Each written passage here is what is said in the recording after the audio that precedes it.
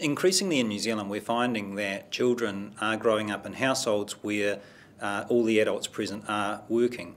And that's actually a good thing for the children frequently, because that means that there is money coming into the household. It's less likely that the children are going to grow up in poverty, and we care a great deal about that.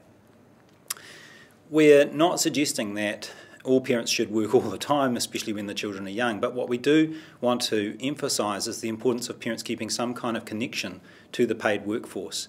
And we've also noticed that women who are more mature and have spent time with their children sometimes find it hard to re-enter the workforce and achieve the kind of level of career success they'd like. So we're cognizant of that and wanting to try and make it easier for people to keep that connection.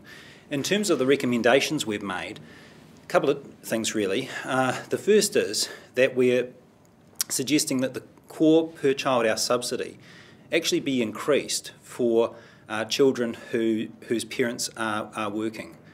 And that might mean if we said the core number of hours that are subsidised per week is 20, then for children coming from households where both parents are working or all parents are working, the subsidy could go up to 25 hours. The other thing we're doing is recommending that the government think harder about providing incentives to employers to create better conditions for working parents. And that might be things like more flexibility around the hours they work. Maybe they work at home, they telecommute.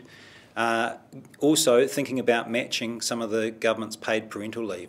And we think that these kind of approaches could work well for parents but also for employers, because parents actually develop amazing skills that can then allow them to go on to be better managers and better at multitasking and that kind of thing in the workplace. So we do see that overall this adds up to a package that could be very good for New Zealand as a whole.